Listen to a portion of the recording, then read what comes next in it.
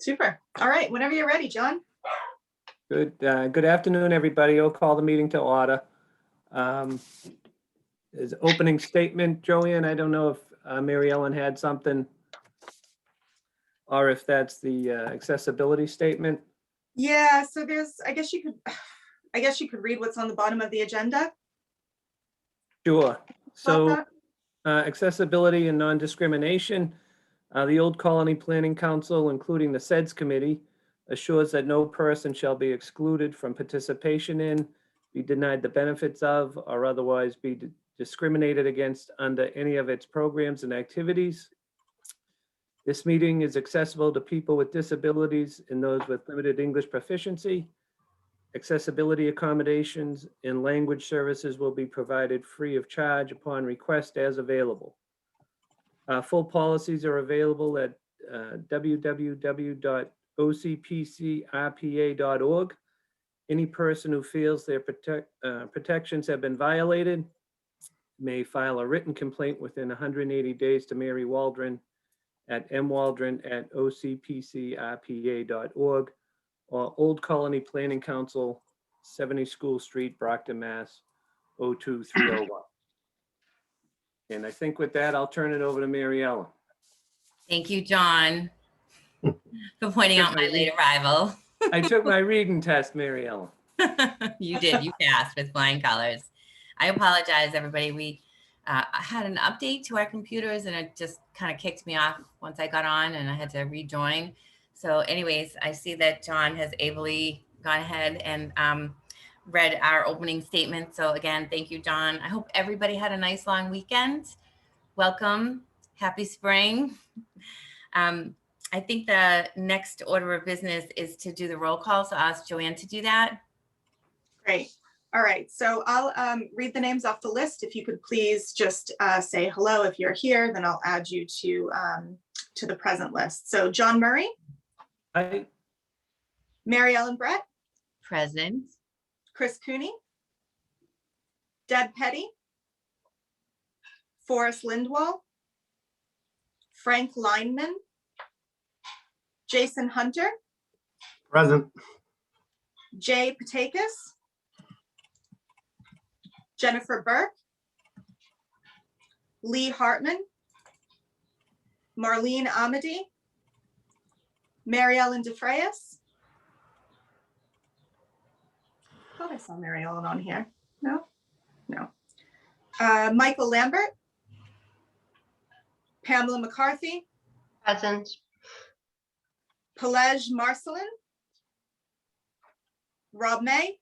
Present. Robert Downey. Present. Rose Paquette. Sean Boucher. Sheila Sullivan Jardin. Stephanie Danielson. Oh, Sheila, did you was that present? Stephanie's here. Tracy Costa and Valerie Massard. Okay, so we are all set. Thank you. Joanne, did you call off on your roll call Rose Paquette? I did, yes. Okay, so you can remove her. She's retired. Okay, super. Yeah, we'll need to, once we have some terms in place, we're gonna have to review this list because there's some changes. There's quite a few people on this list, I think, that are no longer kind of active. Okay, and thank you for that. And that will be a good thing for us to do. We definitely need to update the list. And then, so the next order of business is to review and accept the minutes from our last meeting. We met in February in keeping with the every other that we decided to do with the webinar last month in March. So I hope everyone has had a chance to quickly review the minutes. Does anybody need more time? If not, then I'll accept a motion. Madam Chair, Yes, I propose to accept the minutes. appreciate that. Is there a second? I second. Thank you, Jason. Any objections? Okay, so we move to accept the minutes. And Joanne, we will now kick it over to you to go over the operating chart. Super. Thank you. So at our last meeting, there was some discussion about understanding where the CEDS committee fits into the wider organizational structure of Old Colony Planning Council. So we have shared with you all, and I'm just going to pull it up on my screen over here as well too.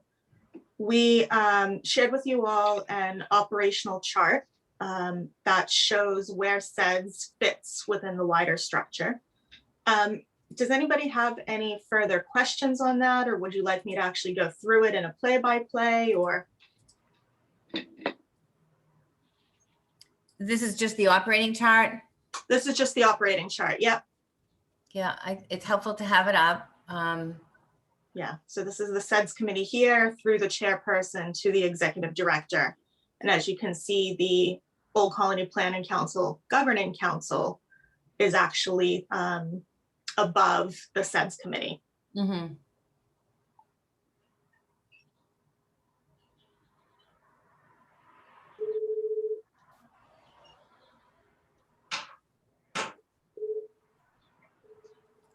Does anyone have any questions on this or on how we move about operationally within this framework? Okay. Joanne, I think we can move on. Okay.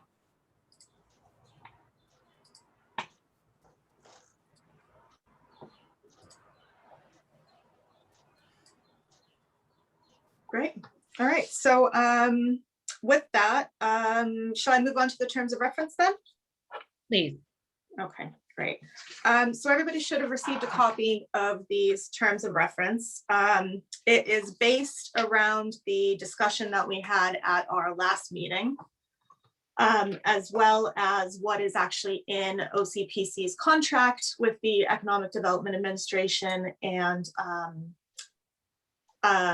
feedback from folks on how the committee has worked in the past.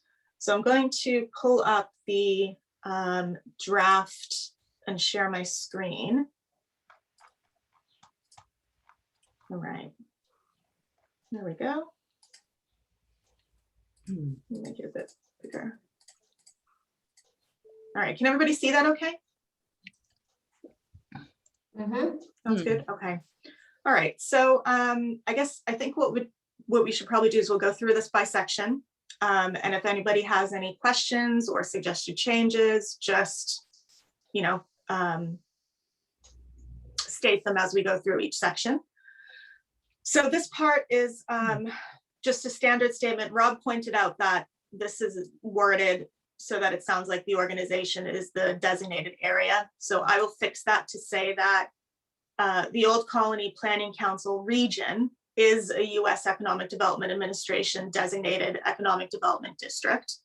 And as part of that designation, OCPC facilitates the CEDS committee that serves as an advisory committee to OCPC's governing council, which is the governing body of the EDD. So that just states what was in that organizational chart that we previously had on screen. Any questions or suggested changes to that part? No? Okay, so the purpose is taken out of the regulations that the Economic Development Administration has for economic development districts. So this part is literally a copy and paste out of that. And these first 3 bullets are standard within that as well too. The last 3 bullets down here are bullets that I've added based on my understanding of how this committee has kind of functioned in the past and based on folks' comments for how they want to see it move into the future. So to encourage regional collaboration, to disseminate information and resources, and also to help build capacity locally and regionally. Any questions or comments about this purpose section?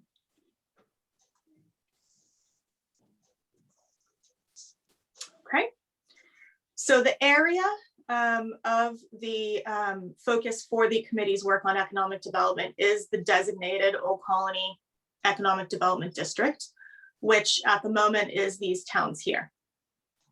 So that's, again, standard. Questions, comments on that? Questions? Yep. Go ahead, Rob. I was stuck in traffic going to IKEA, so I would like to move that Stoughton be stripped of this. Patricia, what do you think? No, just kidding. I object. Right. Anything else on that? No. Okay. So now we get on to kind of more the meat, the good stuff. So eligibility and application. The idea here is that either as an individual or as a representative of an organization, anybody who lives or works within the area and has an interest in economic development and relevant professional experience may apply to the chair to become a member. So the key points here are that you don't have to live here as long as you work within the area. And you also have to have professional experience. Any comments or suggestions for that part? Okay. On to- oh, go ahead, Question. Rob. Yep. The modifier that you have as defined in section 1.3, who has an interest in economic development and relevant experience, is that modifying both the organization and or the individual, or how would you define that? So it would be the person. So presumably if you're representing an organization, you also individually have the relevant professional experience. But I see what you're saying. So how would you put a comma in there somewhere? How would you clarify So that? Would any person with relevant professional experience or representative of an organization? That's how I That'll work work. that. Gotcha. So you're saying basically move this part. So we don't just have some schmo applying. Gotcha. We're exclusive. So any of it, I'll clean this up later, but the idea is to move this here, you're saying, But right? it's just a thought. It's just a thought. I want to hear from others. Yep. And then you would you clarify an organization with economic development? You wouldn't want like, I don't know. Well, I think it would be any organization with relevant, or any individual with relevant personal experience living or working in the area, or Okay. So you're saying it's not, you don't think it's relevant to actually say representative of an organization? Any individual is sufficient?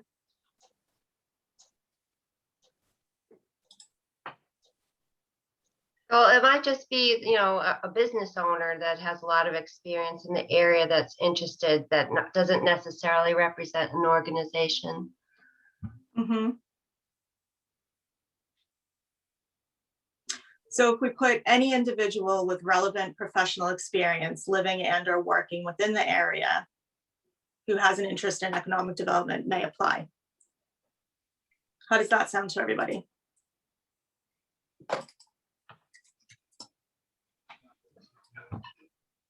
I think that's better. You might actually have more interest rather than having the word organization in there. You might get more involvement this way. Anybody else? Does that, anybody disagree with that? Or would like to see something else? No? We okay to move on? Okay.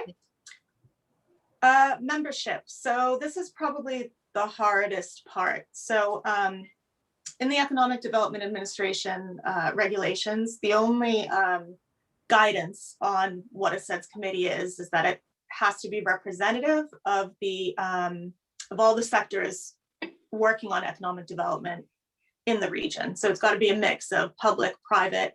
Rob, you would ask civic sector. I don't know if that's a hangover from my days in the UK, but civic sector is basically anybody who's not public or private. So it could be a grassroots organization, a nonprofit, that kind of thing. Some people call it the third sector.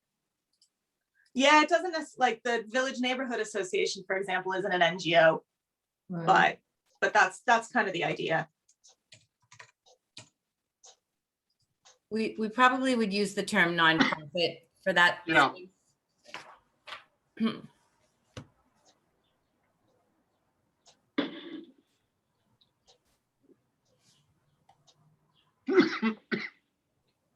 So are we intentionally excluding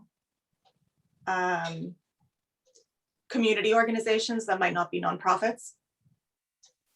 So the community organizations that I'm familiar with are nonprofits. And I think that we have a catch-all, if memory serves, I could be wrong, at the end of this, it says, you know, someone who wants to appeal or, you know, would like, maybe doesn't fit into exactly, but would like to express interest, has that option. But like I said, CBOs, community-based organizations, are nonprofits. Does anybody else have any thoughts on that? Or is everybody happy with public, private, and nonprofit? I think if you have nonprofit as a general notation, that will include the 501c3, the 501(c)(9s, you know, the variety of different nonprofits. So it should be wide enough to capture the, you know, the different agencies that you're looking at. I think an uncapitalized nonprofit also would include, you know, neighborhood associations that are just a group of people, you know, and aren't necessarily registered with the state or registered with the federal government as a, you know, 501 whatever. Okay. Sounds good. And then this is the other stipulation, obviously, well, maybe not obviously, but membership limited to no more than one member, one voting member from each municipality or organization. So the two things really to unpack here is, first of all, are we only going to have members who are voting members? Or as Rob suggested at a previous meeting, do we want to have voting members and associate members? I think that's the first thing. And then the second thing is, previously, I think in the discussion paper that I shared with you all at the last meeting, there was a suggestion for setting some guidance on what this representation looks like. So 5 municipal representatives, 2 Chamber of Commerce representatives, et cetera. So there is like the Franklin Regional Council of Governments. So they do set that kind of structure for a certain number of municipalities, small town, big town. Others, like for example, MAPC, they don't have any sort of stipulation around that at all. So those are kind of the two things I think for us to agree on as part of this membership thing today is, are we happy with just leaving membership loosely open, or do we want to state specifically that there should be a specific number of representatives from whatever? And then do we just want voting members, or do we want associate members or not?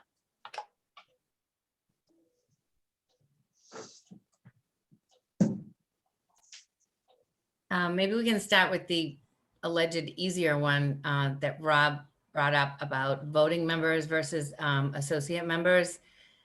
Rob, do you care to elaborate on that a little bit? Well, and I don't know. Oh, good, I am unmuted. I don't know if we call them associate members or just, you know, people who are interested in economic development. But there's obviously we're trying to cap the total number of people who can be here. So if you have members and non-members, obviously it's a public meeting, you can still go, you can still address things. Do you still need to be, you know, let's say the board doesn't appoint me as a, you know, quote, voting member. I'm still going to show up and heckle the hell out of you. But am I an associate member? Am I just a member of the public?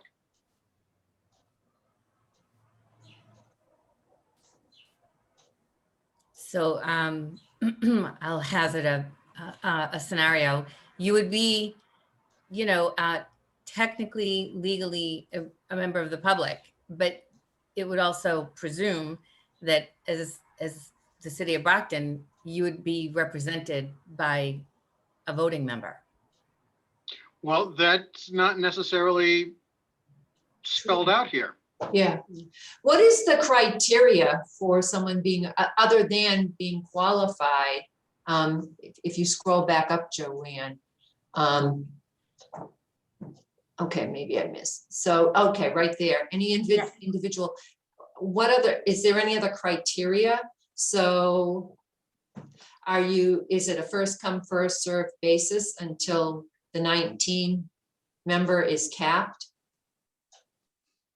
The way that it's written now, pretty much, yeah. So Yeah. the Well- EDA regulations have nothing around how And this his- works. So But what's being proposed is that the governing board, in the first chart that we looked at, is the one in the organizational chart, governing council are the ones who choose the 19 from a series of nominations. So they would vote. So if we move on to section 3, right now it says that members would be elected by the governing council at their annual meeting. Any applicant so elected shall immediately become a member. So the idea is that anybody could express interest either through the committee or directly to the CEDS committee chair to become a member. And then it's up to the chair if they want to accept that application or not. I mean, that's kind of vague. And then it would ultimately, in theory, get recommended to the governing council for a vote. And does it have to be, I mean, do the 19 seats have to be filled if, I'm sorry, but when you have someone being elected to a board, I mean, if there's an applicant or applicants that are less than the highest level of desired members. She's talking about me. I'm not talking about you, Rob. I'm not even talking about anyone in particular. In my time of attending CEDS meetings, there's kind of a core group that attends on a regular basis. And then there are people that kind of float in and out. I'm guessing probably based on what the topic of that month's meeting is going to be about, or maybe it's a time thing that's when they have time to be available, but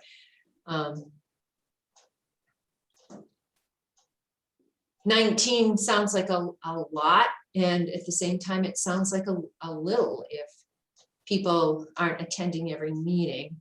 19 is not an unmanageable number. So 19 also isn't fixed anywhere. I believe the current list right now is 23 as the official membership. Obviously, not all 23 attend the meetings. In fact, several of those people haven't attended for several years. Well, and official is in serious quotation marks. As in, yeah.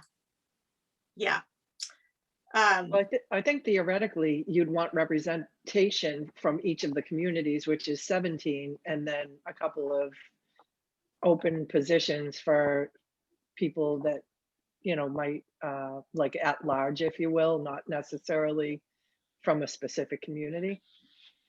And that's what I thought when I first started attending CEDS meetings, that it was intended to be representative of each of the communities, but over time. So I would agree with Dottie. I would think that. Yeah, I agree with Dottie as well. How many, what's the number of towns that are represented? 17. So 17. yeah, so I think you need to bear in mind that most of those don't actually have economic development people. And Mhm. probably, I'd say at least a third, just based on our working with them to date, probably wouldn't participate and attend actively because they're so stretched.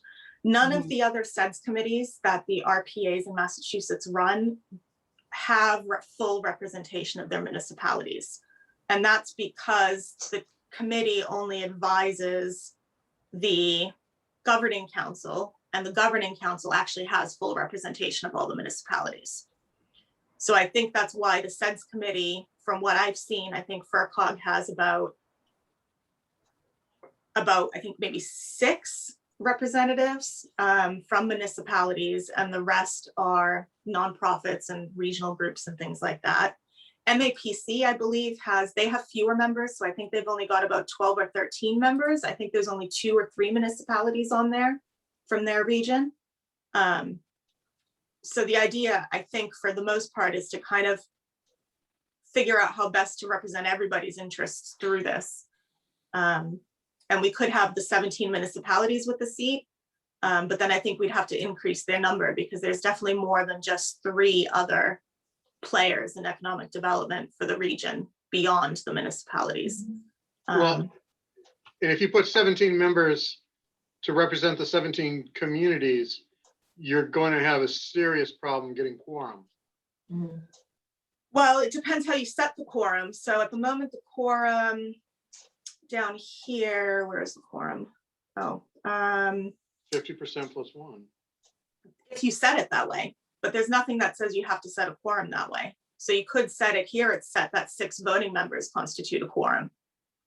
Oh, okay. Yeah. All right. Good.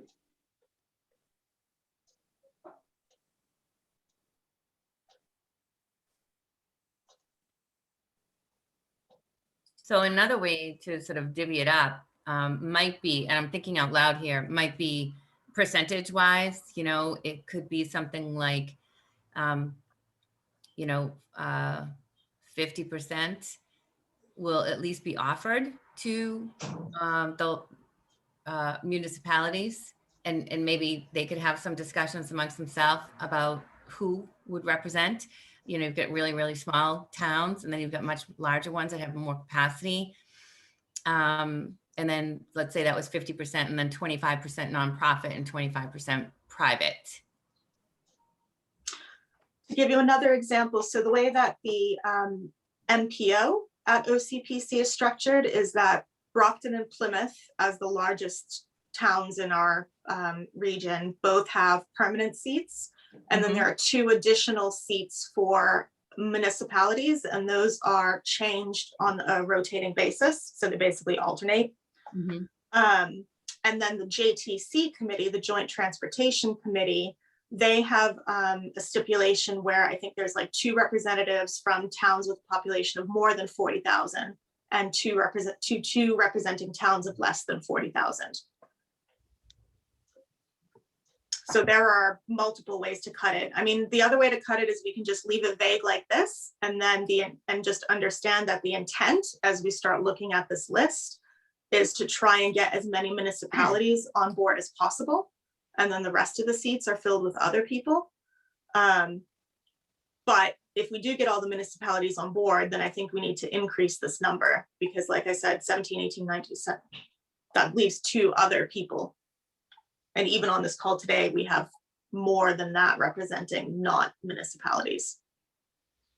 But Joanne, you're not going to get somebody who's outside of our region that wants to participate in this. So for instance, if somebody in, I'll say Halifax because they're not here, say Charlie can't participate, but the nonprofit is in his town, they could be representing that town as well, right? I guess that's up to Charlie Seelig if he sends them as his delegate.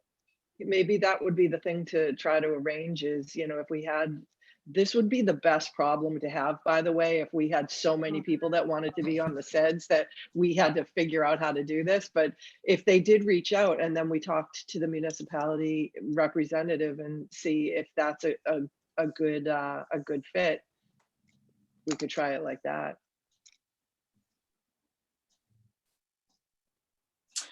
So on MAPC's council, there are CEOs of large organizations like hospitals.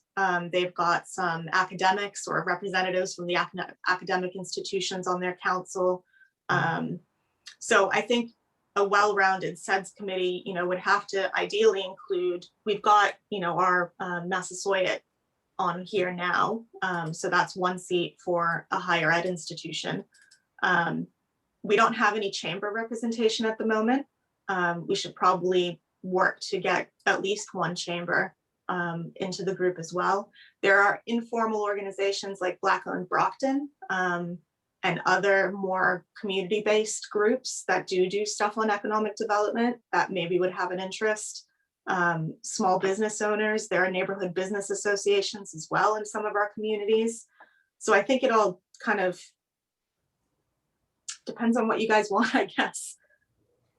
So we could. Yeah, my initial thought is, based on this discussion rather, is that we leave it somewhat open.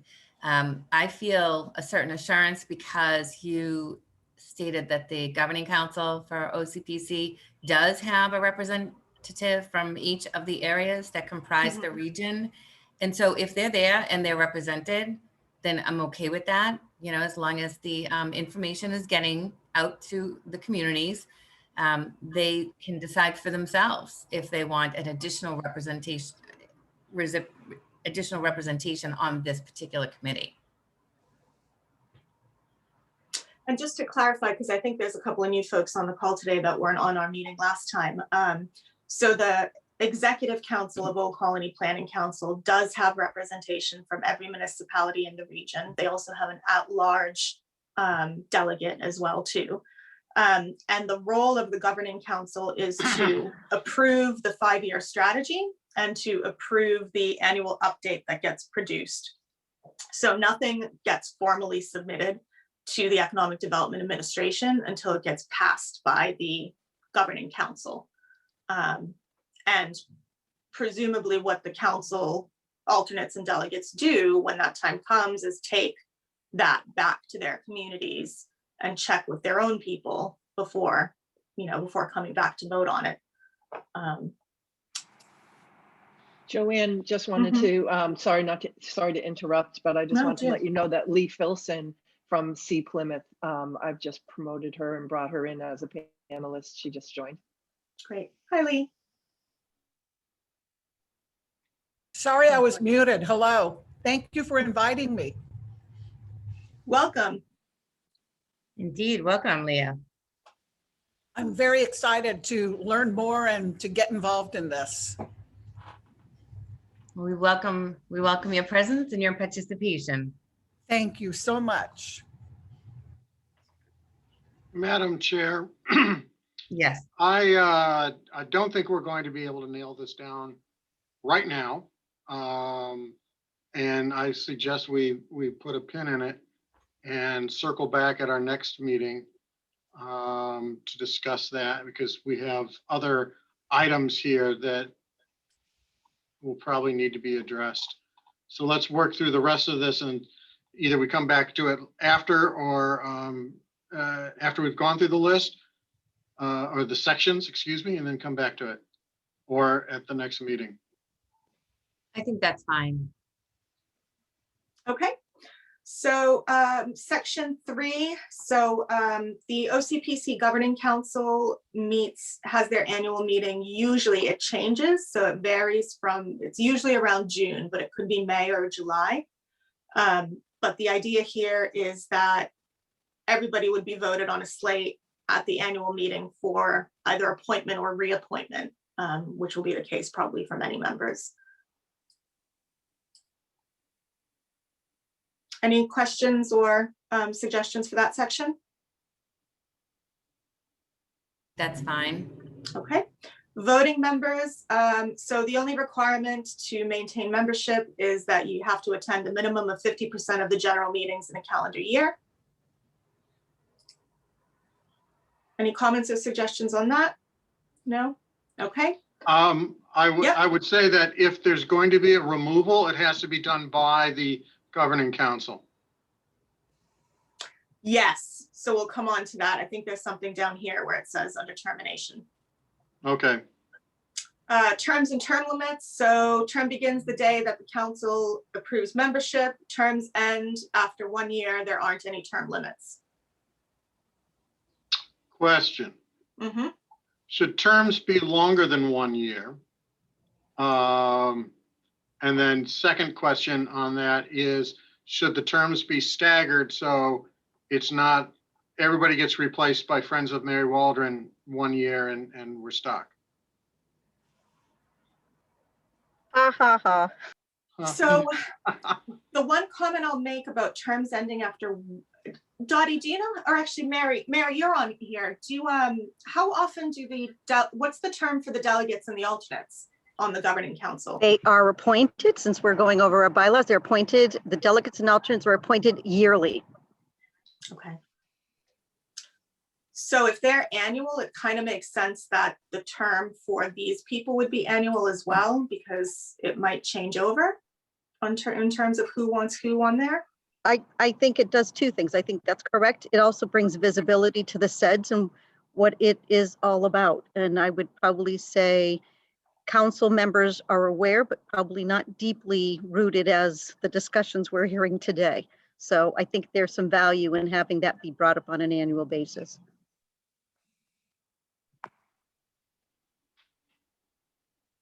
Rob, are you okay with that? Not that I have a vote, but sure.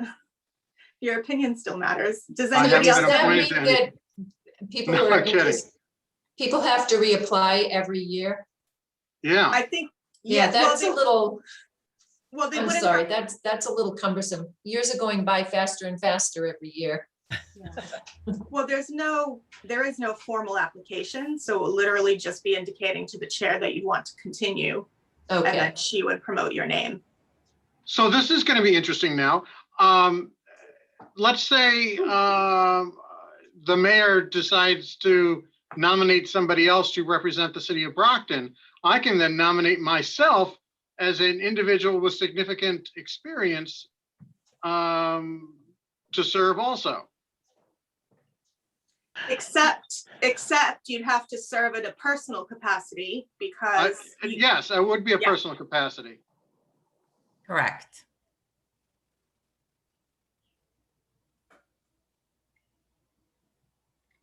There's nothing that would prevent that other than me. Shoot, you're mean. Mhm. I Does would say anybody to else have- have? Yeah, I would just say that from my experience in dealing with boards and committees in my town, I think that like the select board representatives have 1-year commitments when they're appointed to boards and committees. And I think as long as the reappointment is easy and not, cumbersome, like applying by an application, but making an expression of wanting to continue, it's a way to reaffirm the interest so that we don't have these big gaps where, if somebody doesn't come, although you do have the requirement in there that you have to be at 50% of the meetings, but I think it's nice to once a year reaffirm the commitment that you're still interested and want to be a part of it. I agree with that, Dottie, and I think we talked a little bit about this at the previous meeting, and I think we agreed that, this staff would be able to sort of track all of that, and then whoever is operating in capacity chair, co-chair, would make sure that at the annual meeting, before the annual meeting, some outreach went out, just a reminder that your appointment is coming up for reappointment, and allow that person to express their interest in continuing. So if I could, Madam Chair, just weigh in on that. I just had conversations with the chair, with the president of the council last night. And, this is actually a very therapeutic and very transparent way. What CEDS are doing, we're actually doing the same thing on the council. Many members have continued on just because they continued on without any kind of formal appointment. So part of that lies on the responsibility as the executive director to the council, but to that, we're going to be setting up meetings with the town administrator and the chair of the board of selectmen and the board, just to say, these are going to be the things. This is our bylaws. We know you have your appointment. Let's make this easy on everyone. Here's our bylaws. Here's what we are looking for, and we're looking to have someone who's engaged. And also, we've been pretty lucky that we've had, really good participation. But sometimes if you get somebody who's a disruptive person or not engaged or on the committee for the wrong reasons, you may want that opportunity to appoint somebody else. That, hopefully that doesn't happen. But I know that in some of the boards and committees I've worked with, it has happened. Then it's unexpected when it does. So I think it just kind of gives you that that extra ability to not reappoint someone if you wanted to choose that. Okay. The next few sections, and I'm just conscious of the time, so we're not going to get through the whole thing, but basically substitutes would be allowed. If there's a midterm vacancy, the governing council would fill that for the remaining term. And the governing council, by majority vote, would be able to remove somebody if requirements aren't met, or for conduct on becoming a member. Any questions or thoughts on those three sections? We just need to make sure that any member shall be removed if requirement 2.4. Again, that also is the governing body that does that, the governing council.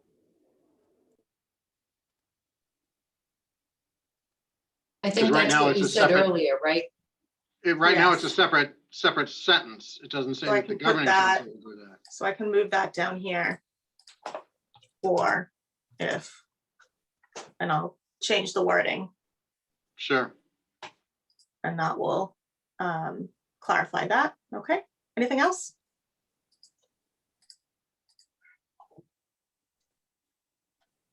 Okay, and then everybody gets one vote. The rest of the stuff is pretty straightforward. So the idea is that there's no fewer than 4 meetings a year, but the committee can decide to meet more frequently if they want to. The annual meeting is the first meeting after OCPC's governing council's annual meeting. That's when we elect our officers. Special meetings can be called by the chair or any 3 members. The quorum here, I've set it as 6, just based on the attendance of some of the meetings in the past. That was kind of the average attendance. But we can change that. Does anybody have any thoughts on quorum?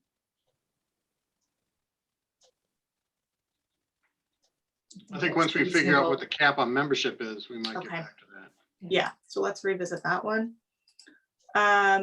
This is standard. Everything's posted according to open meeting law. We'll email you guys with the notice and papers. The only officers that I believe the committee has ever had is a chair and a vice chair.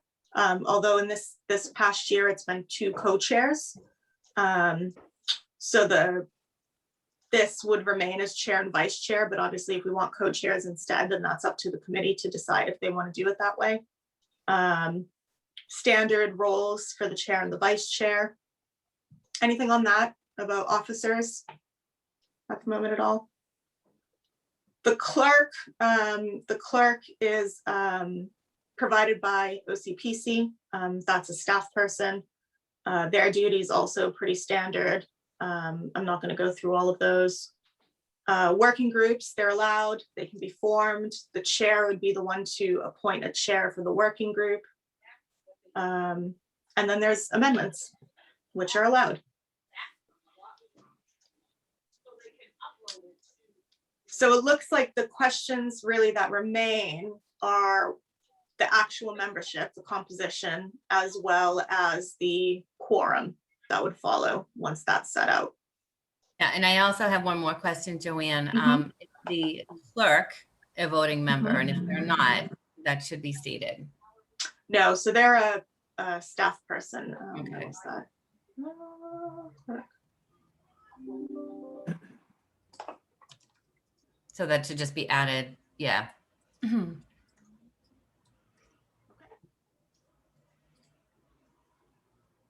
Interestingly, some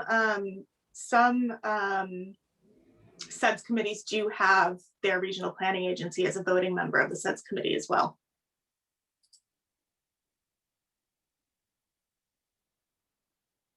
Okay, anything else on that? When do you anticipate having to send this to the governing council for their vote?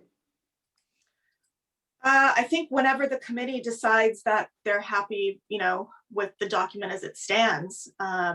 The governing council meets on a monthly basis, usually towards the end of the month, I think, Mary, is that right?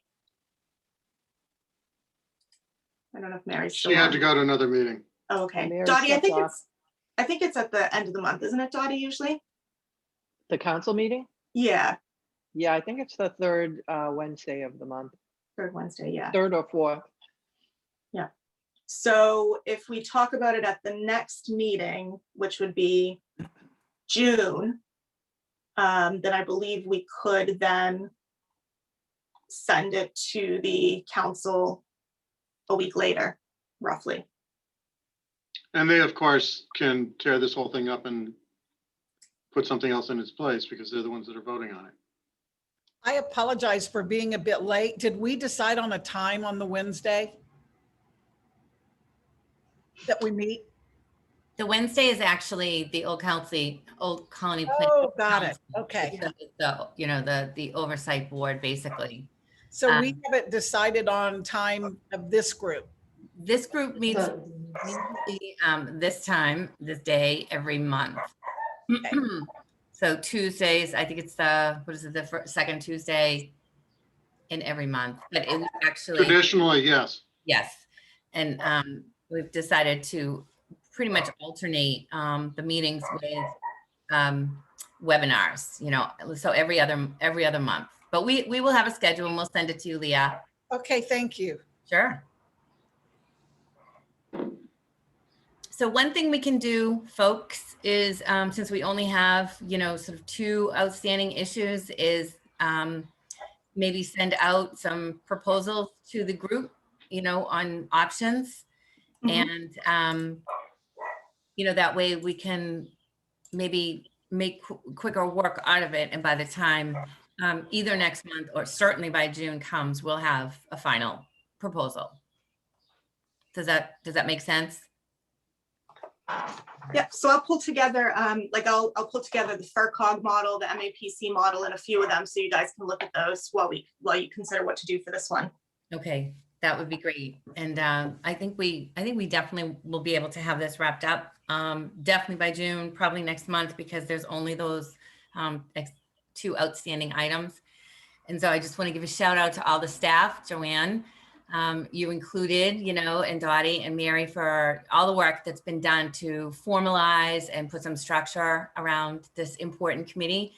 Super helpful and definitely putting us on the right path. Very welcome. So in the interest of time, if there isn't anything else on that, Joanne, if you can just give us an update on the webinar series.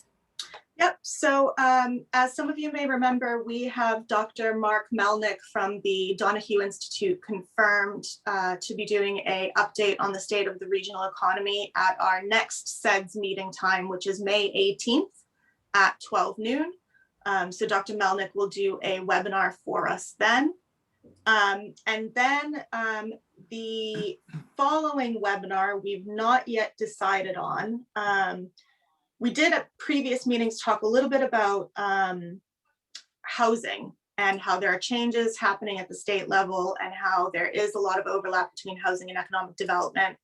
So what is being considered at the moment is to have a webinar in July on housing and economic development. And so I was wondering what you all think about that, or whether there is another topic that would be of more interest for July. There's so much happening right now in government, particularly at the federal level. So I'm not averse to, you know, housing being the topic. It could be, there's so much, you know, especially if the next large federal infrastructure bill passes. So I would say we could leave it on there if anyone doesn't have any objections. I don't have objections. Joanne, do you have speakers or panelists in mind or lined up? So that was actually, I was going to throw that back to you all. So Dottie has come to OCPC from the Massachusetts Smart Growth Alliance. So she has a pretty extensive background in housing. So I think it would be Dottie, but then we'd also have a guest speaker. So I was wondering who you guys would like to hear from, or if you've got any suggestions for that. On a personal note, I mean, I'd have to think about it and to be able to suggest names. But I think it would be really helpful to, you know, we've all read certain studies and reports, but to get more information that we can then come back to our board members and the resident citizens with just information on how housing and economic development go hand in hand. And you really need housing to spark economic growth in your areas, and some statistics and information like that would be helpful. Dottie, do you have any thoughts on a guest speaker? Yeah, you know, Judy Barrett was on one of the speakers for a webinar that the South Shore Chamber just hosted around housing, and she did a really good job making that connection. I know she's going to be speaking with the Citizen Planner Training Collaborative, is going to be having a workshop coming up in the next week or two that she's also going to be presenting on. So she's probably got somebody that has like the most up-to-date information and ideas about that. So I think she'd be a great pick. I think that's a good idea, Dottie. I was actually going to mention, you know, just Peter Foreman and whoever he wanted to bring, just because South Shore Chamber has done that whole housing study, and a good portion of the towns that we serve are in that catchment area. But what, you know, the activities that they've done in terms of research and data and recommendations, advocacy, would apply, you know, to our region. Well, there's nothing that doesn't say we can't have a panel. I think, you know, you bring up a really great point, Mary Ellen, because Peter has done a lot of work with that. And if we're trying to get engagement from the chambers, that might be a great way to introduce him to what we're doing. Yeah, I think he came maybe 2 years ago when they just started to form that, but I think that's a great idea. Because a lot of work's been done that can be, that's really sort of a hyper local, if you will. Yeah. Anyone else? Other suggestions? I would love to suggest that at some point, maybe I see November is clear.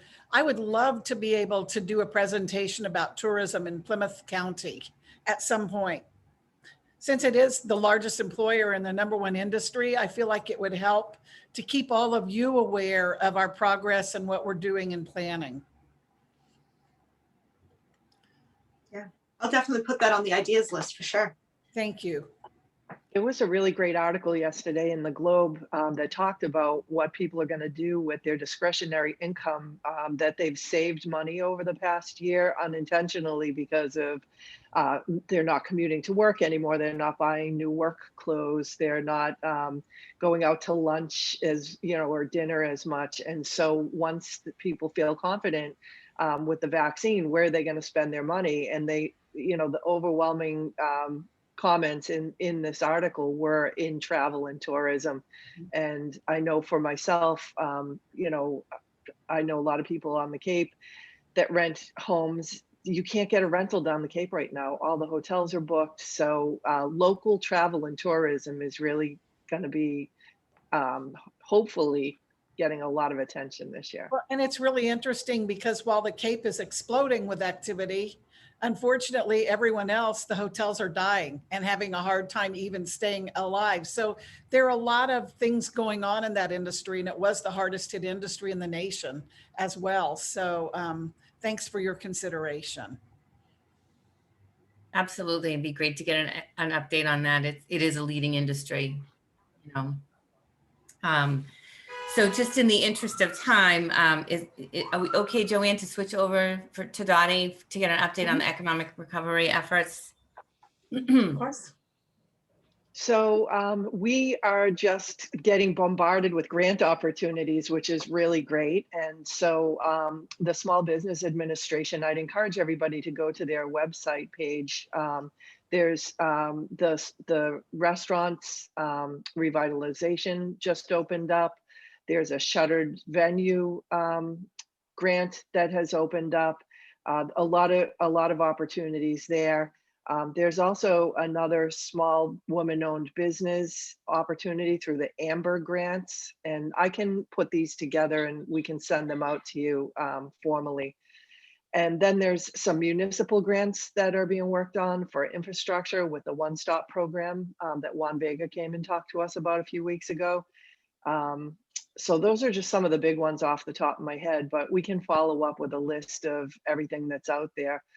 There's going to be a lot of money coming in through the American Recovery Plan, and I'm hearing that, you know, there'll be a lot of that for small businesses as well. So we'll wait to see what that entails. But I think we have to really be on our toes and try to develop our network of businesses that we are in contact with regularly, because it's awesome that we have the knowledge, but if we can't get it out to the people that really need it, it's not as helpful. And, you know, I see some of the grant applications that different communities are putting in to try to encourage workforce development and skills training and things like that. So I would, you know, kind of defer or do a shout out to Mass Hire.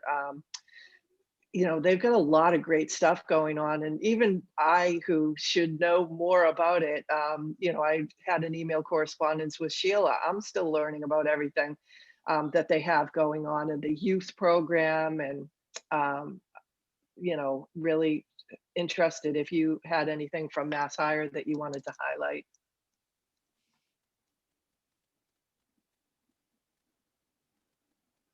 If I can find my unmute button. Well, of course, you know, spring is here, and you know what that means. Summer's next. So I'm looking to place 248 youth. So we are running our summer jobs program. This is our big push over the course of the next couple of months. Be looking for employers in a wide variety of industries. We are accepting youth from Brockton, Stoughton, all of our communities, Easton, West Bridgewater, et cetera. So, you know, we do have that going. And as I said, that's forefront in the mind. We do offer a lot in the area of businesses and have a workforce training fund seminar coming up. I believe it's the end of this week. And I can certainly send that off to Joanne, and if you could share that with the group. That will provide employers with information about how to apply for the funds, what the funds would be used for, things along those lines. I'm going to put one last plug in for manufacturing. We've got a intro to machining starting next week with South Shore Vogue, and we have a lean manufacturing available for incumbent workers through Mass MEP, and that'll be starting towards the beginning of May. Just a couple of quick tidbits. Thank you.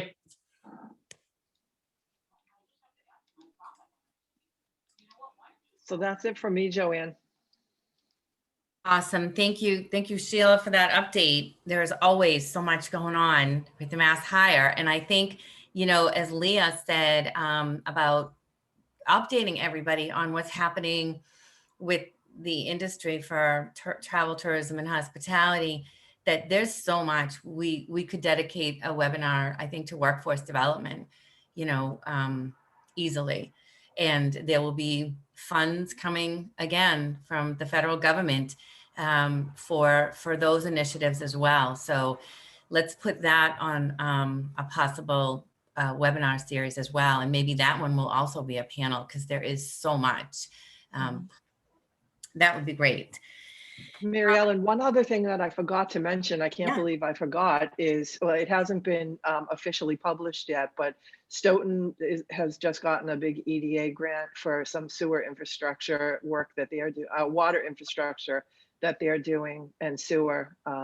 So congratulations to Stoughton, and we'll put out information as soon as the official press release comes out from the EDA. So Stoughton has been working on that sewer project. I grew up in Stoughton and lived there since I was about 4. I've been living in Easton for 27 years now. So I can remember as a kid talking about that sewer project going down Park Street into the industrial park. So it's a long time coming. And I know that so many people worked so hard to get that, and very, very happy to see that. They got MassWorks funding and then some federal money. So that's going to be really great for for the workforce in that industrial park. That's fantastic. Who's Shout that? out Pam, I'm sure you did a ton of work on that too. You carried that work on that started so many years ago, but that's fantastic. Are there any other business? Because I know we covered a lot today. Any other member updates other than what we just covered? John, have you got anything? Just one thing I'd like to remind people, the state is currently has a program running called the Mass Internet Connect Program. And it assists people that are unemployed with if they need connections to the internet, or if they have been unemployed due to COVID and don't have access to technology. That's a free Chromebook program. So if the person is actively looking for work and has been laid off due to COVID, they could contact any of the Mass Hire Career Centers in the state. We can hook them up with a Chromebook if needed. So if you have people in town that are running into that problem, please spread the word on that. We've given out about 85 Chromebooks so far. So it's been a pretty successful program. That's just the Brockton Center. There's been over 1,000 statewide. So. That's fantastic. And in the way that Sheila and Dottie mentioned about other updates, maybe putting some of this stuff together, we can get that out to the whole group. And then those of us who have other networks can forward it on to them, because it would be great to get people aware of these opportunities and to take advantage of them.